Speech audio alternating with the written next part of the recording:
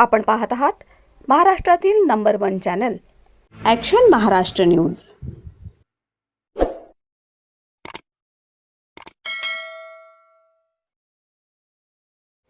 नमस्कार, action Maharashtra news चॅनलमध्ये आपलं सगळ्यांचं स्वागत आहे। मूलभूत गरजांसाठी धानोरीत जन आक्रोश आंदोलन, रेखा टिंगरे यांचा पालिकेवर प्रहार।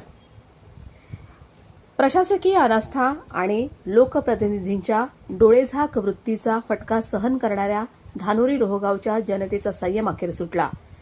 टाक्या बांधल्या पण पाणी कुठे मुरतंय, रस्ते कागदावर पण जमिनीवर खड्डे, अशा दुहेरी कात्रीत अडकलेल्या नागरिकांनी नगरसेविका रेखा टिंगरे यांच्या नेतृत्वाखाली जन आक्रोश आंदोलन छेडून पालिकेच्या ढिम्म प्रशासनाला जागं केलं।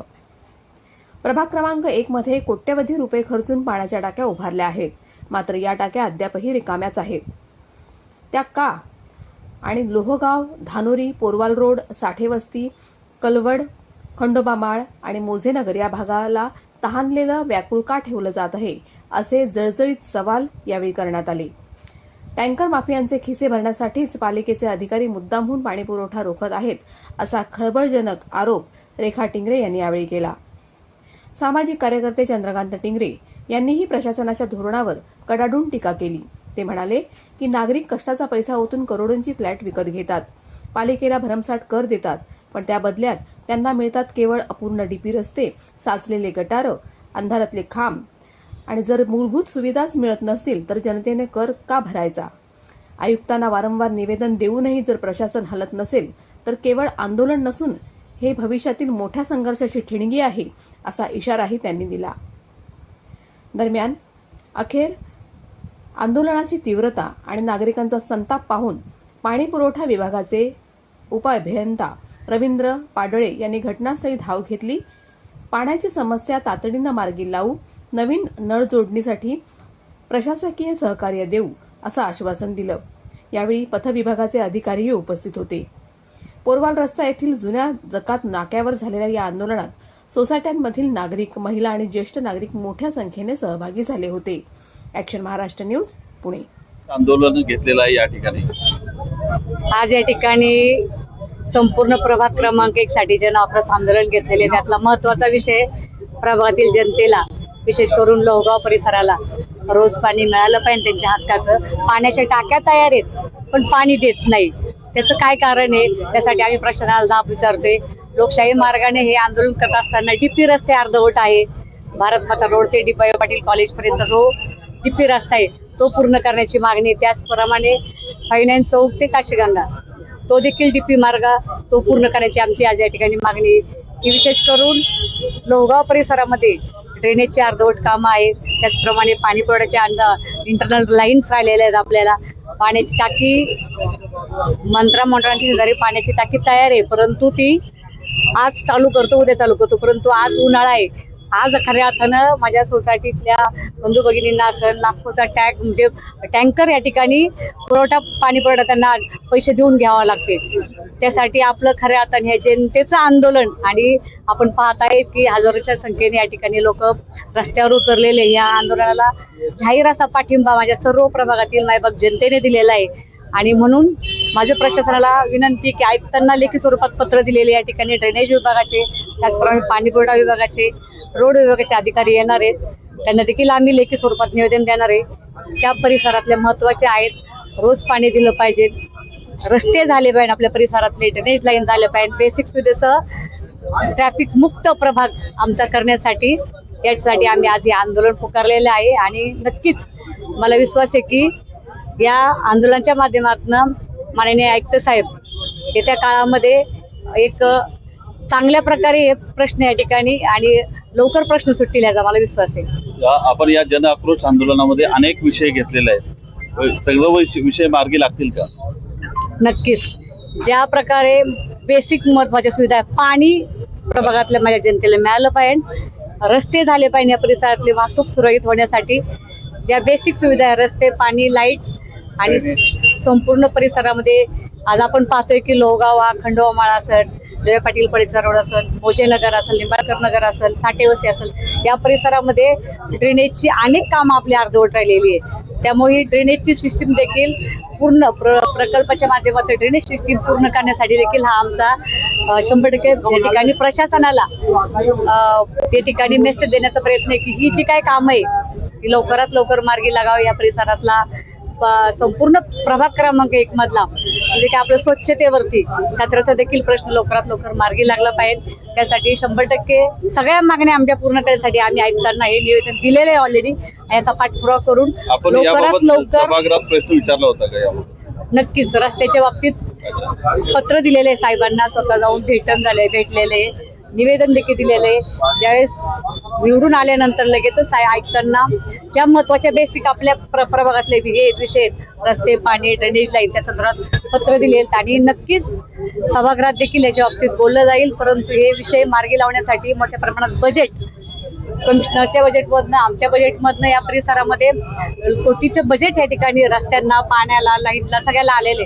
परंतु त्या ठिकाणी आता त्याचं इम्प्लिमेंट करून ती कामं पूर्ण करण्यासाठीचं या ठिकाणी जन आक्रोश आंदोलन आहे आणि 100% हे कामं पूर्ण करण्यासाठी मी आयुक्तांच्या आम्ही प्रशासन या ठिकाणी आम्हाला मदत करण्याचा मला विश्वास. गेल्या टायमाला गणेशनगरमध्ये पाणीचा मोठ्या प्रॉब्लेम होता पाणी, तरी आपण त्या ठिकाणी आंदोलन करू. त्या ठिकाणी आता पाणी मोठ्या प्रमाणात येत आहे. का नेहमी आपल्याला आंदोलन करावं? त्याच्या मागचं कारण प्रशासनाची दिरंगाई आहे किंवा थोड्या फार प्रमाणामध्ये प्रशासन एवढं सिरियसली नाही काम करण्यामध्ये. निवडणुका झाल्या, 15 दिवस गणेशनगरला पाणीच नव्हतं. लाईन फुटलेली त्यांना 15 दिवसांनी कळले. लाईन फुटली होती आपली रावेतला, परंतु त्यांनी अगदी दुर्लक्ष केलं की मेंटेनन्सच्या नावाखाली 15 दिवस पाणी नाही पूर्ण गणेशनगर. पण ज्या वेळेस मी रस्त्यावर उतरले, आंदोलन केलं, त्याच्यानंतर पाणी सुरळीत झालेले. त्यासाठी जन आक्रोश आणि जनतेच्या प्रश्नांसाठी रस्त्यावर उतरून लोकशाही मार्गाने आंदोलन करण्यासाठी आज खऱ्या अर्थानं सर्व जनता पाठीशी आहे. आम्हाला विश्वास आहे ती कामं लवकरात लवकर मार्गी लागण्यासाठी लागतील. आज आपल्याला ब्रह्मा सिटी सारख्या 80-90 लाख रुपये घेऊन फ्लॅट घेतलेले आहेत, पण फ्लॅटमध्ये लोक राहायला जात नाही, रोड नाही त्या ठिकाणी. त्यांनी भाड्याने दिलेत तर काही विकून चाललेत.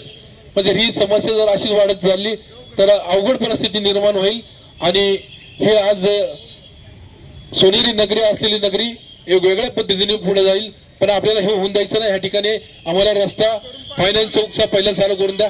तो रोड 100 फुटी रोड आहे आणि हा रोड ह्या एरियाची मुख्य रक्तवाहिनी जी म्हणतो आपण ती रक्तवाहिनी आहे की जेणेकरून लोहगाव, धानोरी असेल, टिंगरेनगर असेल, हा परिसर कलवड, खेसे पार्कचा बऱ्यापैकी समस्या सुटणार. दुसरा आपला महत्वाचा रस्ता सर्वांना मी परवाशीच दाखवलेला आहे, जो आपला खेसे पार्क ते गणराज आपले गजानन डेअरी 24 मीटरचा रस्ता आहे. आपल्याला गणराज चौकामध्ये रोज ट्रॅफिकला समस्येला पुढे जावं लागतंय.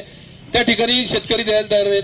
त्या शेतकऱ्यांचं म्हणणं आहे की जागा घ्या आमची, काही म्हणणं नाही. आणि त्या ठिकाणी कुठेही अतिक्रमण नाही. काय पालिकेने इनिशिएटिव्ह घेतलं तर तो रोड लगेच उद्या पण होऊ शकतो. कच्चा रोड तर लगेच उद्या चालू होईल साहेब. तो एक आपल्याला त्या ठिकाणी लक्ष घालावं लागेल की जेणेकरून ह्या परिसराच्या ह्या रस्ते आपल्या रक्तवाहिन्या आहेत, ह्या जर सुरळीत झाल्या तर आपल्याला हे जे चोकअप होत आहे ज्या ठिकाणी ट्रॅफिक, ते होणार नाही. आणि दुसरा एक रस्ता महत्वाचा आहे साहेब, आपल्याला लक्ष्मीनगर समोर जा, दानर गावठाणाच्या बाजूने जो जाणारा रस्ता आहे तो रस्ता पण संपूर्ण मोकळा आहे. त्या ठिकाणी आपल्याला तो रस्ता जर झाला तर आपल्याला त्या ठिकाणी ह्या दानर गावठाणातला जो आज ट्रॅफिकचा जो समस्या आहे की तिथं आपल्याला खूप वेळ आपला व्हायला जातो, तो जाणार नाही. आज आमचे ट्रॅफिकचे जे पोलीस आहेत त्यांना खूप तारेवर्षी कसरत करून त्या ठिकाणी ट्रॅफिक या ठिकाणी कंट्रोल करावं लागतं. ती समस्या त्या ठिकाणी सुटेल. 7-1चा रोड आहे तो ठिकाणी आज आपलं खरं साहेब पोपळे साहेब टेंडर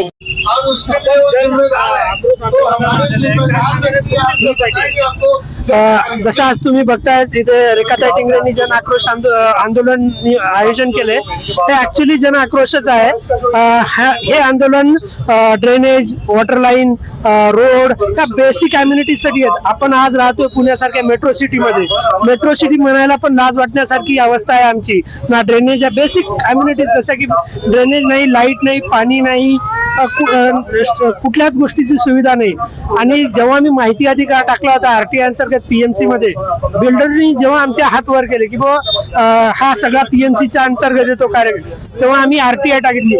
बिल्डरच्या साईडने सर्व काही NOC क्लिअर आहेत, म्हणजे environmental NOC, road NOC, drainage NOC, water line NOC. आणि बघायला गेलं तर आज आम्ही राहायला जवळजवळ 1.5 वर्ष ते 2 वर्ष होत आहे, तर बेसिक अम्युनिटीज पण नाही आहेत. हा पैसा गेला कुठे? 3.5 कोटी रुपये गेले कुठे? ओके, प्रत्येक वेळा आम्ही इथे मागे पाण्यात बसून आंदोलन केले, PMC समोर उपोषण करून आंदोलन केले, मीडिया बाईट दिली, पूर्ण आजूबाजूच्या नेते मंडळींना भेटलोय. औपचारिकरित्या आम्ही पूर्ण लेटर पण दिलेले आहेत, या सुविधा आम्हाला पाहिजेत, ज्या की आमचा अधिकार आहे. तरी आजपर्यंत आम्हाला आजतागत या सुविधा तर मिळाल्याच नाहीयेत. पण याच्यासाठी आम्हाला दुसरे जे खेटे खायला लागतात ते पण वेगळा भाग आहे. जर आता नगरसेवक रेखाताई टिंगरेंनी हे जनआक्रोश आंदोलन केलंय, पण आता माहिती नाही, होप, क्रॉस फिंगर होप की हे झालं पाहिजे पाण्याचं, जसं ते मांडत आहेत. तर आम्ही अपेक्षा करतो कोहिनूर युवा सोसायटी किंवा आजूबाजूच्या निर्वाणा, तश्री, श्रीराम न्यासा. सत्य बातमीसाठी बघत रहा ॲक्शन महाराष्ट्र न्यूज.